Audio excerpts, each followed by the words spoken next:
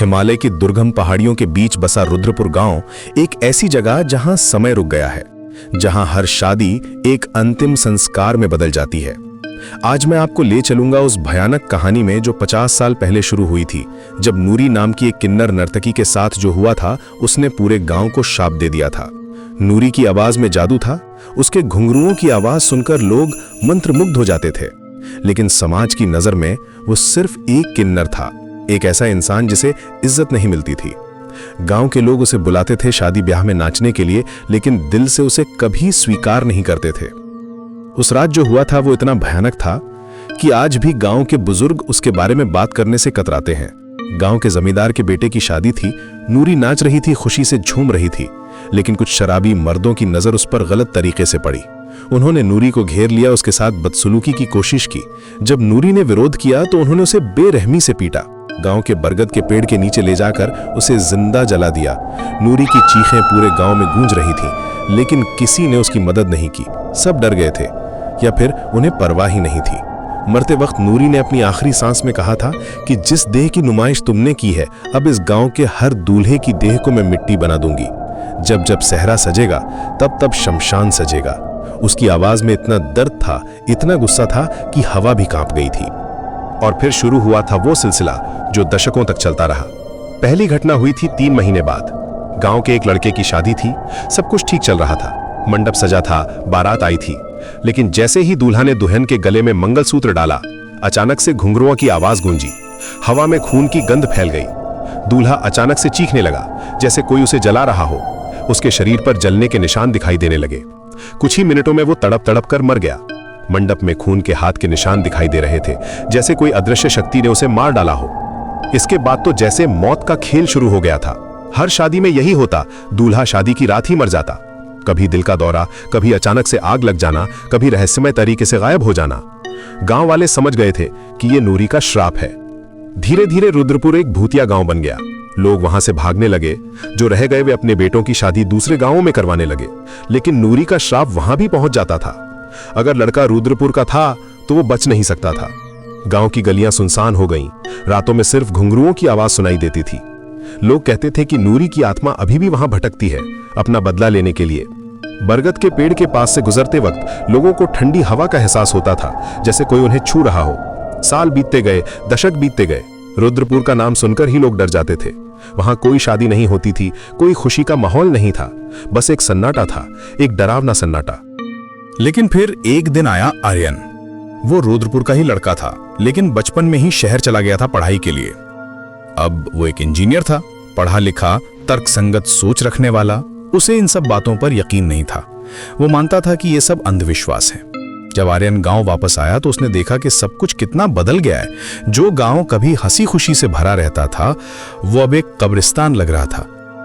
उसके दादाजी ने उसे नूरी की पूरी कहानी सुनाई, लेकिन आर्यन ने कहा, दादाजी ये सब बकवास है, कोई आत्मा नहीं होती, मैं इस अंधविश्वास को खत्म करूंगा। आर्यन ने फैसला किया कि वो अपनी शादी रुद्रपुर में ही करेगा। गांव वाले घबरा गए। उन्होंने उसे समझाने की कोशिश की, लेकिन आर्यन नहीं माना। उसने कहा, अगर कोई आत्मा है तो मैं उससे सामना करूंगा, मैं इस डर को खत्म करूंगा। शादी की तैयारियां शुरू हुई। पूरा गांव डरा हुआ था। लोग कह रहे थे कि आर्यन पागल हो गया है, लेकिन आर्यन का इरादा पक्का था। उसकी मंगेतर प्रिया भी डरी हुई थी, लेकिन आर्यन के प्यार में वो भी तैयार हो गई। शादी का दिन आया, मंडप सजा था, लेकिन माहौल में एक अजीब सा तनाव था। बारातियों के चेहरे पर खुशी के बजाय डर दिखाई दे रहा था। हर कोई इंतजार कर रहा था कि कब कुछ होगा। शादी की रस्में शुरू हुई, सब कुछ ठीक चल रहा था। आर्यन मुस्कुरा रहा था, जैसे कह रहा हो कि देखो कुछ नहीं हुआ। लेकिन जैसे ही उसने प्रिया के गले में मंगलसूत्र डालने के लिए हाथ बढ़ाया, अचानक से हवा में बदलाव आया। तापमान अचानक से गिर गया, हवा में एक अजीब सी गंध फैल गई, और फिर सुनाई दी वो आवाज, घुंघरुओं की आवाज, धीमी लेकिन साफ। सबके रोंगटे खड़े हो गए। आर्यन ने हिम्मत दिखाई, उसने कहा, कौन है वहां, सामने आओ। लेकिन जवाब में सिर्फ हंसी आई, एक डरावनी कर्कश हंसी जो दिल को दहला देने वाली थी। अचानक से मंडप में आग की लपटें दिखाई दी, लेकिन ये आम आग नहीं थी, ये नीली थी, ठंडी थी और उस आग के बीच से निकली एक आकृति, जली हुई, विकृत, डरावनी, नूरी की आत्मा। उसका चेहरा जला हुआ था, आंखें लाल थीं, उसके हाथों में अभी भी घुंघरू थे, लेकिन वे खून से सने हुए थे। वो आर्यन की तरफ बढ़ी और बोली, तो तू है वो जो मेरे शाप को चुनौती देने आया है? आज तेरी भी वही हालत होगी जो इस गांव के बाकी लड़कों की हुई है।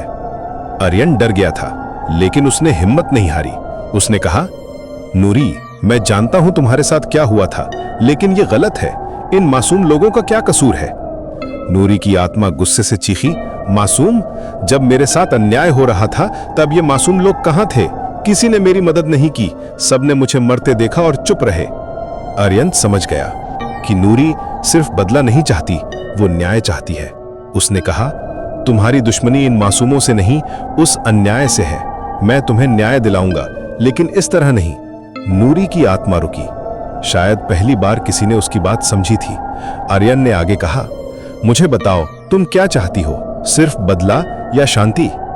नूरी की आंखों में आंसू आ गए। उसने कहा, मैं सिर्फ इज्जत चाहती थी। मरने के बाद भी मेरी देह को जानवरों ने नोचा। मेरा कोई अंतिम संस्कार नहीं हुआ। मैं भटक रही हूं, शांति नहीं मिल रही। आर्यन को समझ आ गया। उसने कहा, अगर मैं तुम्हारा सही अंतिम संस्कार करवा दूं, तो क्या तुम इस शाप को हटा दोगी? नूरी ने कुछ देर सोचा, फिर बोली, अगर तू सच में ऐसा कर सकता है तो मैं शांति से चली जाऊंगी, लेकिन अगर तू झूठ बोल रहा है तो तेरी मौत और भी दर्दनाक होगी। आर्यन ने हामी भरी। नूरी की आत्मा गायब हो गई, लेकिन उसकी आवाज हवा में गूंजती रही। बरगद के पेड़ के नीचे, वहां मेरी हड्डियां पड़ी हैं, दशकों से अपमानित। अगली सुबह आर्यन बरगद के पेड़ के पास गया। वहां खुदाई करवाई तो सच में नूरी के अवशेष मिले। हड्डियां बिखरी हुई थीं, कुछ जानवरों द्वारा नोची गई थीं। आर्यन का दिल भर आया। उसने सोचा कि कैसे एक इंसान के साथ इतना अन्याय हो सकता है। उसने नूरी के अवशेषों को इकट्ठा किया, गंगा जल से उन्हें पवित्र किया, पूरे विधि विधान से उसका अंतिम संस्कार किया, चिता जलाई और नूरी की आत्मा की शांति के लिए प्रार्थना की। जैसे ही आग की लपटें उठीं, हवा में फिर से घुंघरुओं की आवाज सुनाई दी, लेकिन इस बार वो डरावनी नहीं थी, वो शांत थी, संतुष्ट थी। आग की लपटों के बीच नूरी की आकृति दिखाई दी, लेकिन इस बार वो जली हुई नहीं थी, वो सुंदर थी, शांत थी। उसने आर्यन को देखा और मुस्कुराई, फिर हाथ जोड़ के धन्यवाद दिया और आग की लपटों के साथ गायब हो गई। हवा में एक आखिरी बार घुंघरुओं की आवाज गूंजी और फिर सब कुछ शांत हो गया। आर्यन वापस गांव गया। उसकी शादी हुई और इस बार कुछ नहीं हुआ। नूरी का श्राप टूट गया था। गांव वाले खुश थे, लेकिन अभी भी डरे हुए थे। आज भी रुद्रपुर में लोग नूरी की कहानी सुनाते हैं। कहते हैं कि अमावस्या की रातों में अभी भी बरगद के पेड़ के पास घुंघरुओं की आवाज सुनाई देती है, लेकिन अब वो डरावनी नहीं है, वो शांत है, जैसे नूरी अपनी मंजिल पा गई हो। दीपक, ये कहानी हमें सिखाती है कि अन्याय का बदला कभी खत्म नहीं होता जब तक न्याय नहीं मिलता। नूरी को सिर्फ इज्जत चाहिए थी, सम्मान चाहिए था। जब उसे वो मिला तो उसकी आत्मा को शांति मिल गई। आज भी जब कोई रुद्रपुर जाता है तो बुजुर्ग उसे नूरी की कहानी सुनाते हैं। कहते हैं कि हर इंसान को इज्जत का हक है, चाहे वो कैसा भी हो, और अगर किसी के साथ अन्याय होता है तो वो कभी भूलता नहीं, कभी माफ नहीं करता। रुद्रपुर आज भी वैसा ही है, शांत, सुनसान, लेकिन अब वहां डर नहीं है। बस एक याद है, एक सबक है कि इंसानियत सबसे ऊपर है।